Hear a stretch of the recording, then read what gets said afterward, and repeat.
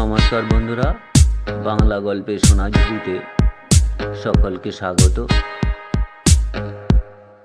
সুধী বন্ধুরা, আজ শুনবো আমরা নারায়ণ গঙ্গোপাধ্যায়ের একটি সুন্দর গল্প। আজকের গল্পের নাম টিকেট।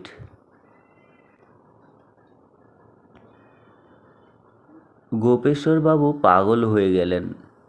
পাগল হওয়ার পাত্র তিনি নন বলাই বাহুল্য। খুব ঠান্ডা মাথার লোক, বেজায় হিসেবি। আর এত হিসেবি যে বাড়ির চাকর বাজার করে এনে 5 পয়সার হিসেব ভালো করে দিতে পারেনি বলে তার মাস মাইনে থেকে 3 টাকা কেটে তাকে তাড়িয়ে দিলেন। যেমন তার অগাধ টাকা তেমনি কৃপণ। একজোড়া জুতোয় 5 বছর চলে, একটি জামা 1 বছর চলে। ছেলে সস্তায় একটা গোটাই ইলিশ কিনে এনেছিল বলে রেগে আগুন। একটা আস্ত ইলিশ 5 টাকা দিয়ে? তুই তো আমায় ফুতুর বানিয়ে ফেলবি দেখছি। বেরো, এক্ষুনি বেরিয়ে যা বাড়ি থেকে। ছেলে তখন রেগে মেগে মিলিটারিতে চাকরি নিয়ে হায়দ্রাবাদে রওনা হলো। গোপেশবাবু বললেন বাঁচা গেল। এহেন গোপেশবাবু পাগল হয়ে গেলেন, কিন্তু কেন হলেন সেটাই বলি। সেই দিন বেলা 11টা নাগাদ তিনি বাইরের ঘরে বসে খবরের কাগজ পড়ছেন। কাগজটা পাশের বাড়ি থেকে চেয়ে আনা হয়েছিল। নিজে অবশ্যই তিনি পয়সা দিয়ে কাগজ কখনোই কেনেন না।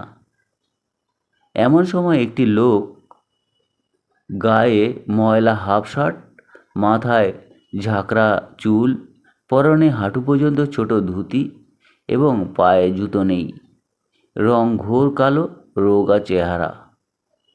দেখেই গোপেশবাবু বুঝে নিলেন, মাপ করো বাবা, এখানে কিছু হবে না।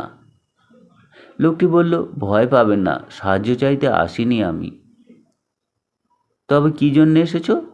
চাকরি? আমার বাড়িতে কোনো কাজের লোকের দরকার নেই এখন। আগে আমি চাকরিও চাই না। তবে? আশ্চর্য হয়ে গোপেশবাবু বললেন, আমাকে দেখতে এসেছো নাকি? লোকটি ফিক করে হাসল। আগে দেখবার মতো তো লোক তো আপনি বটেই, কারণ ফুটপাতে আলু বিক্রি করে এখন 7খানা বাড়ির মালিক। আপনার মতো লোকে দেখলেও তাতে পুণ্যি হয়। গোপেশবাবু ভাবলেন, খুশি হওয়াই উচিত, কিন্তু ফুটপাতে আলু বিক্রির কথাটা মনে করিয়ে দেওয়াতে তাতে তার মোটেই ভালো লাগলো না। বললেন, ঠিক আছে ঠিক আছে, দর্শন তো হলো, এবার কেটে পড়ো। সে বললে, জলেই জল বাঁধে আর টাকাই টাকা আনে। একখানা লটারির টিকিট কিনবেন স্যার? আপনি কপালে লোক, নির্ঘাত পেয়ে যাবেন। লটারির টিকিট শুনেই গোপেশবাবু শক্ত হলেন। তিনি এসবে বিশ্বাস করেন না। আর কোনো কারণ নয়, তার ধারণা ওইগুলো স্রেফ ধাপ্পাবাজি।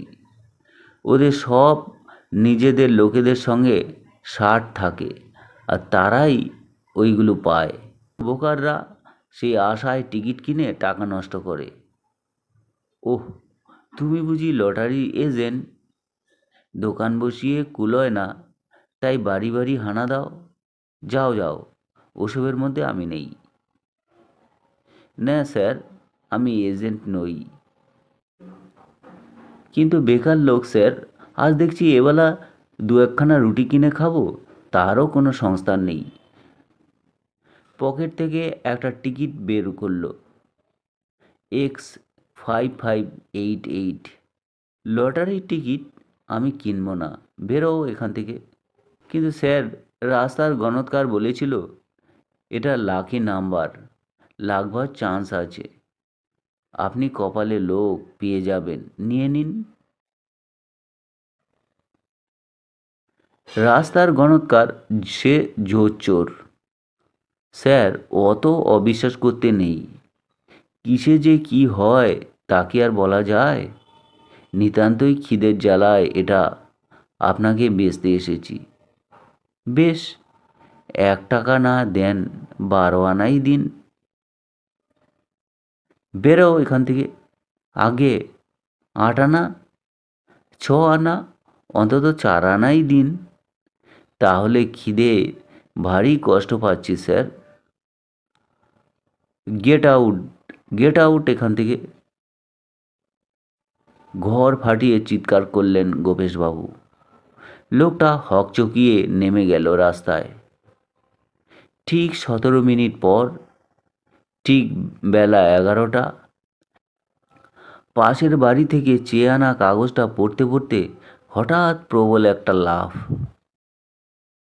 সেই লটারির ড্র এবং প্রথম প্রাইজ 3 লক্ষ টাকা। X558807। অবশ্য 588 এই পর্যন্ত শুনেছিলেন গোপেশবাবু। লোকটাকে তিনি আর পাত্তাই দেয়নি। কিন্তু কে বলতে পারে তারপর 07 ছিল না। আর রাস্তার গণৎকার বলেছিল লাকি নাম্বার। লোকটা বলেছিল আপনি কপালে লোক পেয়ে যেতে পারেন। গেল গেল, আমার 3 লক্ষ টাকা গেল। ডুকরে কেঁদে উঠলেন গোপেশবাবু। দৌড়ে এলো বাড়ি শুদ্ধ লোক। চেঁচাতে চেঁচাতে রাস্তায় লোকজন বেরোলেন। গোপেশবাবু সেই লোকটাকে খুঁজতে লাগলেন। খাকি হাফ শার্ট পরা, কালো রোগা দেখতে তিনি পেলেন না। কিন্তু 15 দিন আগে যে এসেছিল, আজ আর কে তাকে ধরবে? তাকে কলকাতার রাস্তায় পাওয়া যাবে? বরং গোপেশবাবুকেই জাপটে ধরতে হলো সবাইকে। মুখে ফেনা তুলে চেঁচাচ্ছেন। তিনি তখনও চিৎকার করছেন, ধরো লোকটাকে। আমার 3 লাখ টাকা নিয়ে পালিয়ে গেল। এখন গোপেশবাবু বদ্ধ পাগল। মানে দড়ি দিয়ে বেঁধে রাখতে হয় তাকে। তো বন্ধুরা, এই ছিল নারায়ণ গঙ্গোপাধ্যায়ের মজার একটি গল্প। গল্প পাঠ যদি ভালো লাগে চ্যানেলটির সঙ্গে থেকে সাবস্ক্রাইব করবেন। সকলে ভালো থাকবেন। ধন্যবাদ।